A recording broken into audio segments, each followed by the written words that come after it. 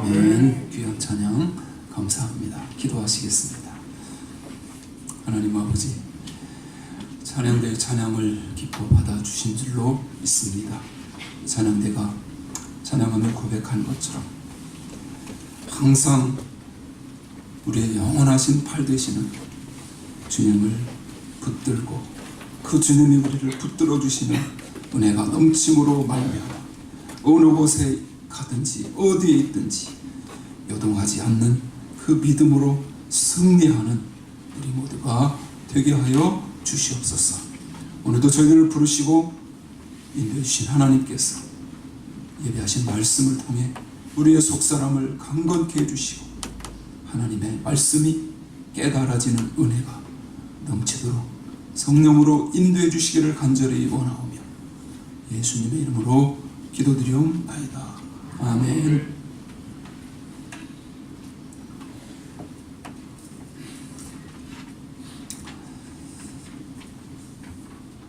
지난주 암송 말씀 잘 하셨나요?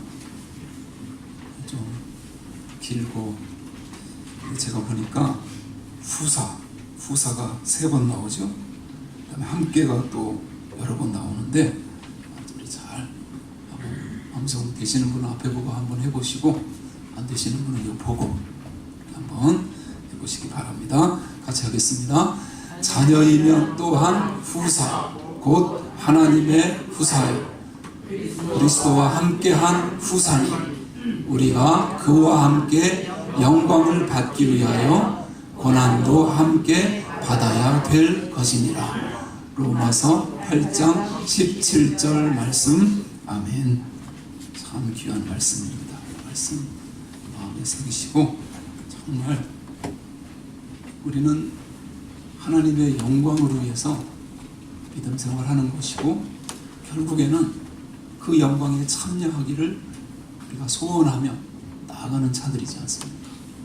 그렇다면 우리가 통과해야 될 것이 있는데 그것은 바로 고난이라고 하는 것.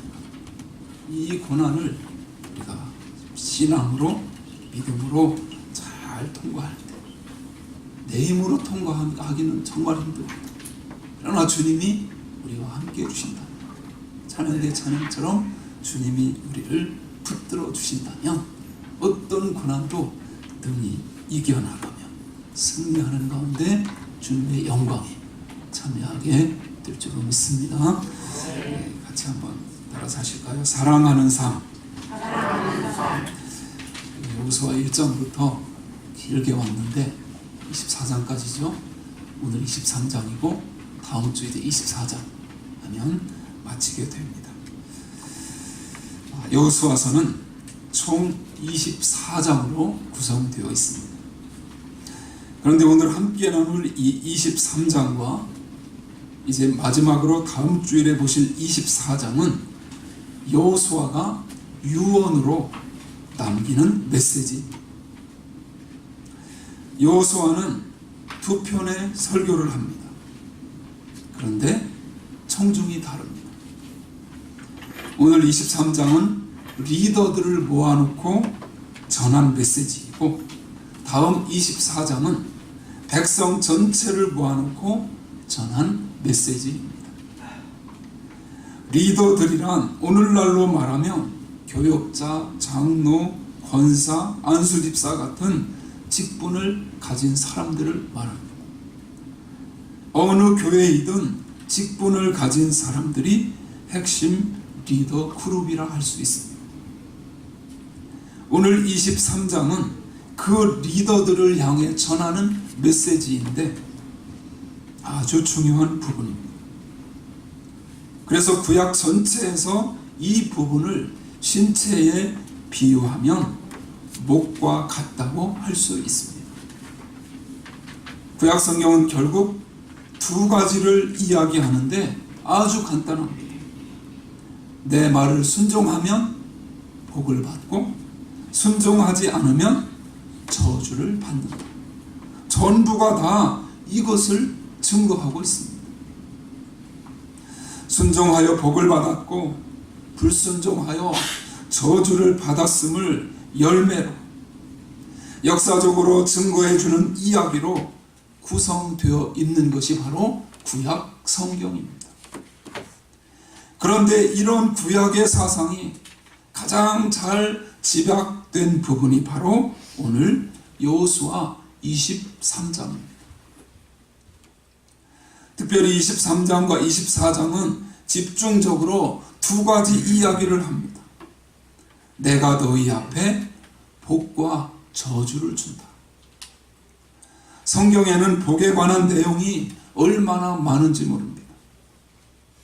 특별히 신명기 28장 같은 경우에는 축복에 관한 이야기가 많이 나옵니다. 그런데 그것으로 끝나는 것이 아니라 그에 방불할 만큼 무엇도요? 저주도. 이 저주에 관한 이야기도 많은 분량을 통해 소개되고 있습니다. 문제는 복의 언약만 실현되는 것이 아니라 저주의 언약도 실현된다고 하는 것입니다. 이에 어떤 사람은 이렇게 생각할지도 모릅니다. 하나님의 속성이 사랑이시라면서 복과 은혜를 주시는 것은 이해가 되는데 저주를 주시는 이유가 무엇일까? 여러분, 우리는 이것을 알아야 합니다. 하나님의 저주는 거의가 궁극적으로 저주로 간 것도 없고 저주를 그대로 놔두신 적도 없습니다. 이것이 무슨 말인가 하면 하나님은 복과 저주를 똑같은 방편으로 사용하시는데 결국은 하나라는 말입니다. 우리를 사랑하셔서 그 두 가지를 함께 쓰신다는 것입니다. 우리가 이것을 잘 이해하지 못할 뿐입니다. 이것이 성경 전체에 들어있는 하나님의 중심 사상입니다. 오늘 본문 말씀도 그런 이야기입니다. 23장 전반부는 복에 관한 말씀이고 후반부는 저주에 관한 말씀입니다. 그러면 이제부터 여호수아가 죽음을 앞두고 왜 이런 말씀을 유언으로 하고 있는지 살펴보겠습니다. 오늘 1절 말씀을 우리 한번 같이 읽으실까요? 여호와께서 이스라엘의 사방 대적을 다 멸하시고 안식을 이스라엘에게 주신 지 오랜 후에 여호수아가 나이 많아 늙은지라. 이 구절에서 안식이라는 말이 나오는데 이 단어는 구약성경 전체에서 아주 중요한 하나님의 사상입니다. 우리 그리스도인들이 혼란에 빠지기 쉬운 기독교 사상이 많이 있는데 그 대표적인 예가 바로 이 안식에 관한 부분이라 할 수 있습니다. 그래서 안식교도 나온 것을 볼 수 있죠. 하나님은 6일 동안 세상을 지으신 후 7일째 되던 날 안식하셨습니다. 그리고 그 다음 날에는 무엇을 하셨을까? 한국 남자분들은 거기다가 일을 하셨다고 대답할지도 모릅니다. 그러나 하나님은 안식하셨습니다.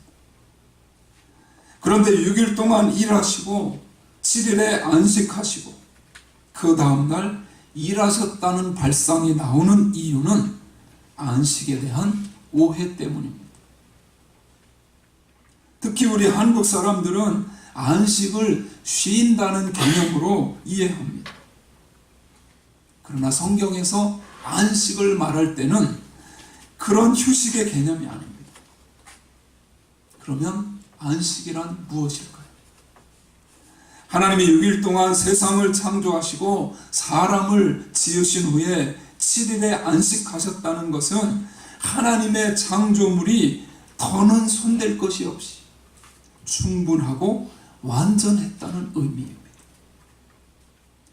이것이 안식이라는 개념에서 가장 중요한 사상입니다.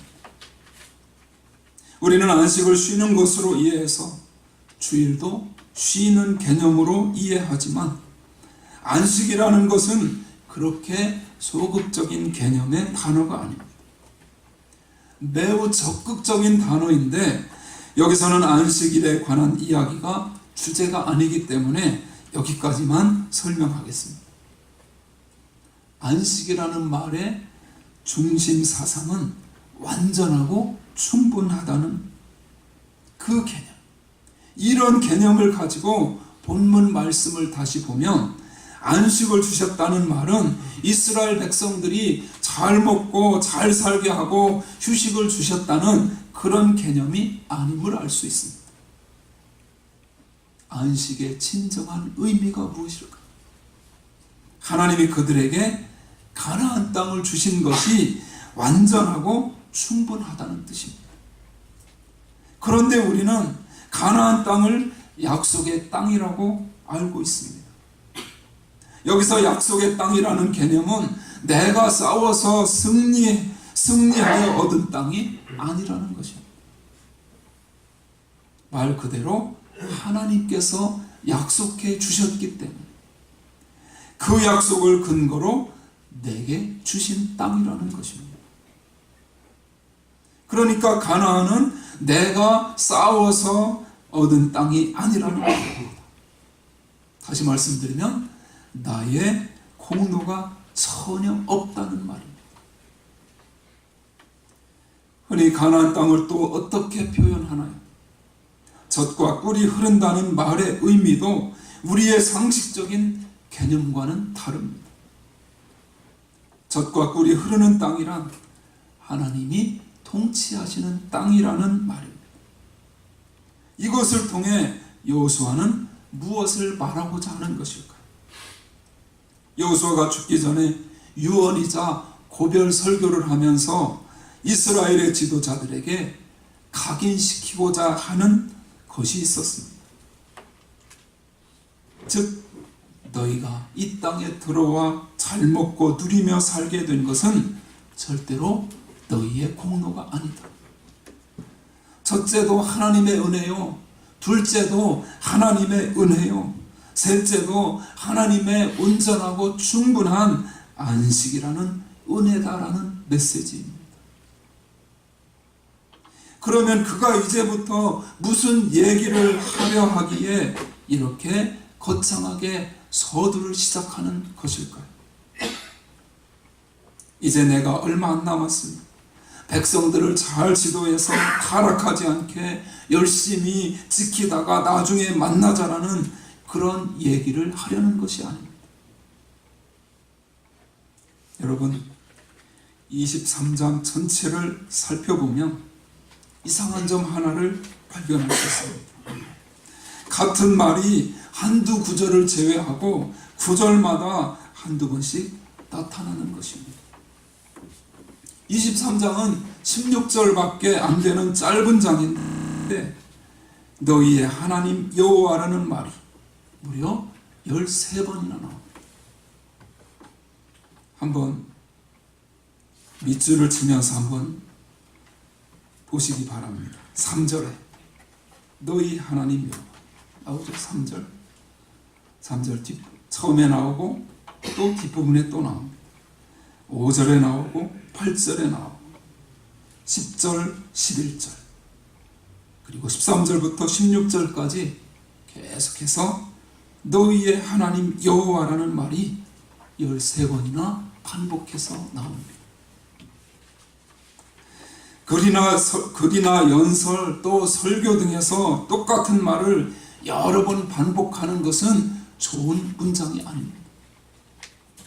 그런데 23장의 본문에서는 한두 번 정도 반복하는 것이 아니라 13번을 반복해서 언급합니다.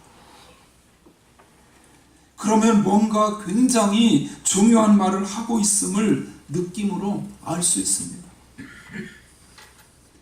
문장의 형태로 볼 때는 좋은 문장이라고 할 수 없지만 의미로 볼 때는 중요한 문장입니다. 그러면 너희의 하나님 여호와라는 말의 의미가 무엇인지를 우리가 알아야 되겠죠. 먼저 여호수아가 어느 시점에서 이 말을 하고 있는지 알아야 하는데 그것은 여호수아가 생명을 얼마 남겨두지 않은 그러한 시점이라는 것을 우리는 알아야 합니다. 이는 아브라함도 가고 모세도 지나가고 그 길을 따라 나도 지금 갈 때가 거의 다 됐다. 이렇게 너희의 지도자들은 다 지나가게 되어 있다는 것입니다. 여러분, 교회는 언제나 그렇습니다. 누군가가 있어야만이 교회가 잘 되고 그가 없으면 교회가 망하는 법은 절대 없습니다. 교회는 굉장히 신비로운 공동체입니다. 교회라는 이 신비로운 공동체는 처음부터 끝까지 하나님이 주장하시고 하나님이 통치하시는 공동체입니다. 여호수아가 그것을 지금 지도자 그룹에게 알려주고 있는 것입니다. 이스라엘 공동체는 사람이 이끄는 공동체가 아니라 하나님께서 이끄시는 공동체다. 그 하나님이 그들을 위해 과거에도 싸우셨고 현재도 싸우시고 앞으로도 싸우실 것임을 이야기하고 있습니다. 그런데 오늘 1절 중간에 보면 안식을 이스라엘에게 주신 지 얼마 후에요? 오랜 후에라는 구절이 나옵니다. 이 말은 이 백성들이 이미 구원을 받았음을 전제로 여호수아가 이야기하고 있음을 보여줍니다. 우리가 본질상 진노의 자녀였는데 하나님의 전적인 은혜로 말미암아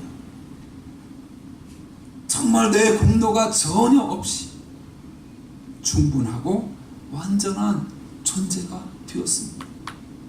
하나님이 그렇게 우리를 사랑하셔서 우리를 긍휼히 여기셔서 그렇게 만들어 주신 것이죠. 그 안식을 이미 오래전부터 누리고 있다는 것입니다. 그런데 이제부터 여호수아가 말하고자 하는 것은 자신이 죽으면 정신을 똑바로 차리고 더 강하고 견고한 진을 쌓고 적과 맞서서 싸우라는 그런 이야기가 11절 말씀을 한번 보십시오. 그러므로 스스로 조심하여 너희의 하나님 여호와를 사랑하라고 말씀합니다. 하나님을 사랑하라고 합니다. 다른 것이 아니라 이 말을 하려고 했던 것입니다. 그런데 구약의 이 본문만 봐서는 이것이 어떤 의미를 가지고 있는지 잘 알 수가 없습니다. 그래서 이것을 정확히 해석해주는 말씀이 신약성경 에베소서 2장에 나옵니다. 나눠드린 프린트물에 있습니다. 2장 1절부터 3절까지 참 귀한 말씀인데요. 우리 같이 뜻을 생각하면서 읽습니다. 너희의 허물과 죄로 죽었던 너희를 살리셨도다.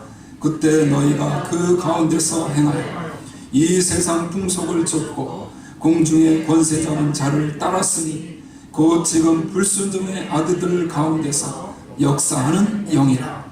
전에는 우리도 다 그 가운데서 우리 육체의 욕심을 따라 지내며 육체와 마음에 원하는 것을 하여 다른 이들과 같이 본질상 진노의 자녀이었더니. 완전한 안식을 누린 지 오래된 이스라엘 백성들도 그렇게 되기까지 하나님이 본질상 진노의 자녀였던 그들을 구원하셨어. 전적인 하나님의 은혜로 가나안 땅으로 인도하셨다는 사실입니다. 그런데 여러분, 거기서 끝난 것이 아닙니다. 에베소서 2장 21절 22절 중에 22절 끝부분이 우리가 이번 주에 암송해야 할 말씀인데요. 우리 21절 22절도 한번 같이 읽습니다. 그의 안에서 건물마다 서로 연결하여 주 안에서 성전이 되어가고 너희도 성령 안에서 하나님의 거하실 초소가 되기 위하여 예수 안에서 함께 지어져 가느니라. 예수 안에서 함께 지어져 간다는 이 표현, 제가 정말 좋아하는 표현입니다.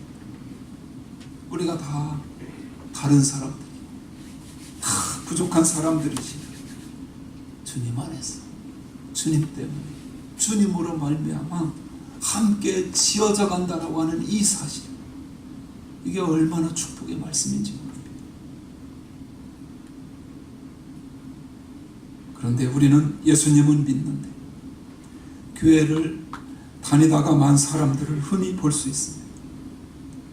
그들의 말을 들어보면 대개가 예수 믿고 교회에 처음 나갔는데 목사가 목사 같지 않고 성도들이 성도 같지 않아서 이 꼴 저 꼴 보기가 싫어서 교회에 안 나간다고 합니다. 솔직히 여러분도 교회를 다니면서 교회에 뭐 이런 사람들이 모여 있어 하는 생각을 해본 적이 있을 것입니다. 그래서 이 꼴 저 꼴 보기 싫어서 교회에 안 나가고 자기들끼리 모이는 사람들이 있습니다.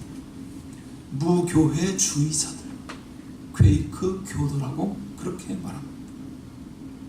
그들은 부분적으로는 아주 신앙생활을 잘하는 면이 있습니다. 그런데 진정한 의미에서는 잘못된 것입니다.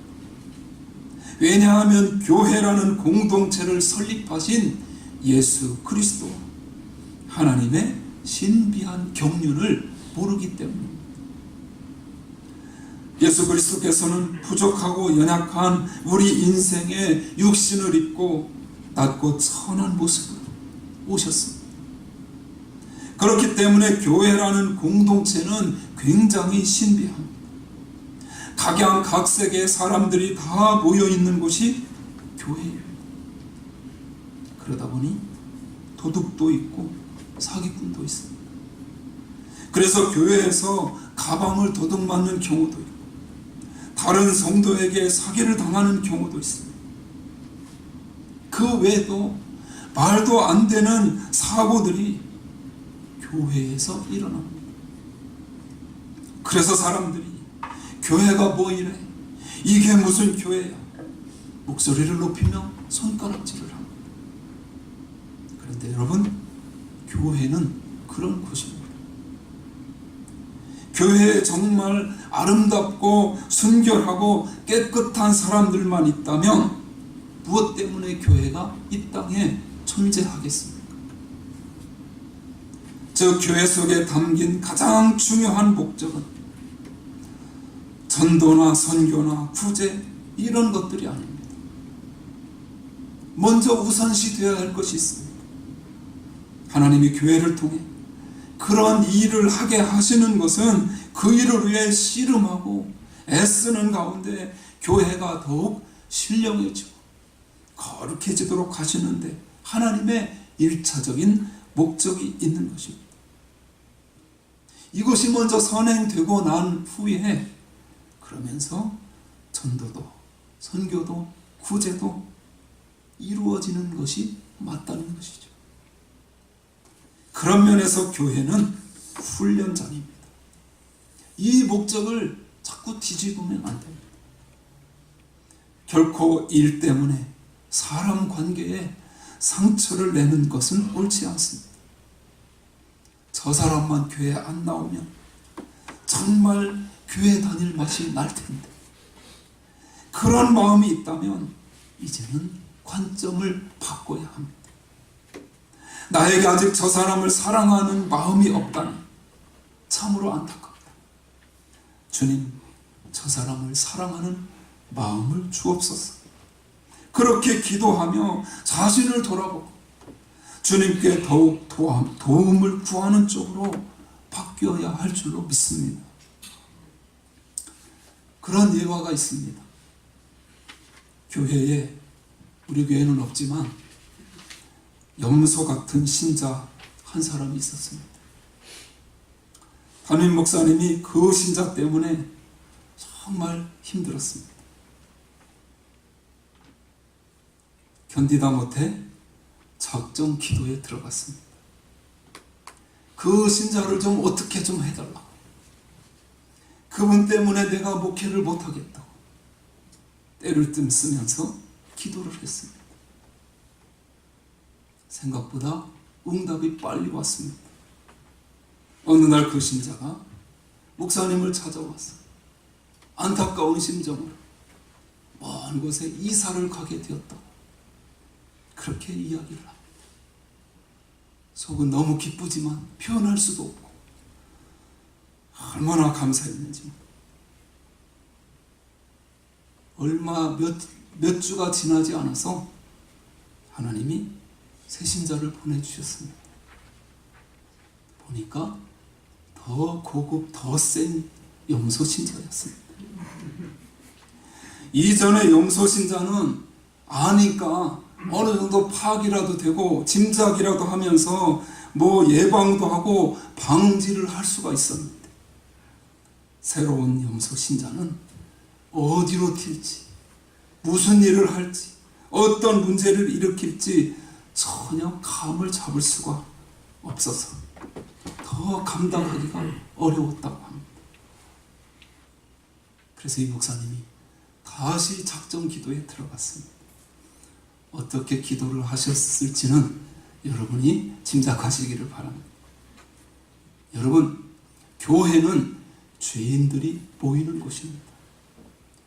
그래서 예수님이 깨지고 상한 우리 죄인들에게 찾아오셨습니다. 이 점을 우리는 이해해야 합니다. 교회에 어떻게 저런 사람들이 있을까? 저런 사람들이 있는 곳이 무슨 교회야 하는 그 생각을 우리는 버려야 합니다. 오히려 그들 때문에 교회가 필요한 것입니다. 그러므로 교회에서 봉사를 하려고 하기에 앞서 부족하고 연약한 사람들과 함께 나 자신도 빚어지고 깎여지고 다듬어지고 만들어져 가는 훈련에 임해야 합니다. 이게 먼저 이루어져야 합니다. 그래서 우리는 빛과 소금으로 사람들 가운데 들어가야 합니다. 그래서 주변의 어둠 속에서 방황하고 있는 사람들에게 진리의 빛을, 생명의 빛을 비추어주고 맛을 내주는 소금의 역할을 감당해야 한다는 사실입니다. 그래야 거기에 변화가 일어나지 않겠습니까? 여러분, 소금이나 사랑은 절대로 독자적으로 아무런 의미가 없습니다. 사랑이 필요한 이유는 원수가 있기 때문입니다. 사랑은 언제 발휘되어야 할까요? 정말이죠, 쉽지 않지만 원수가 있을 때 사랑이 발휘되어야 합니다. 빛이 언제 필요한가요? 대낮에는 전혀 필요하지 않습니다. 어둠 속에서 빛이 필요합니다. 소금은 언제 필요한가요? 세상이 맛을 잃었을 때 필요한 것입니다. 하나님께서 저와 여러분을 빛을 발하고 맛을 내고 사랑을 발휘하도록 그런 역할을 하도록 부르신 것입니다. 그러므로 우리는 교회에서 서로와의 관계 속에서 빛을 발하는 삶을, 맛을 내는 삶을, 사랑하는 삶을 연습하고 훈련해야 할 줄로 믿습니다. 그것이 바로 하나님께서 핏값을 지불하시고 세우신, 교회를 만드신 신비한 경륜임을 믿으시기를 바랍니다. 이러한 교회 공동체를 통해서 우리가 주 안에서 성전이 되어 하나님의 거하실 처소가 되기 위해서 하나님의 사랑 안에서 함께 지어져 가고 만들어져 가고, 원한 부분이 있다면 깎여지기도 하고 거친 부분이 있다면 다듬어지기도 하면서 나아갈 때 하나님께서 더욱 큰 신령한 은혜를 우리에게 허락해 주심으로 말미암아 하나님 안에서 하나님의 사랑을 나누고 베풀며 그 사랑 안에서 풍성한 삶을 통해 정말 하나님의 자녀, 하나님의 백성으로서 복된 삶을 살아갈 수 있도록 우리 모두를 인도해 주실 줄로 믿습니다. 그런 은혜가 넘치시길 주님의 이름으로 축원합니다.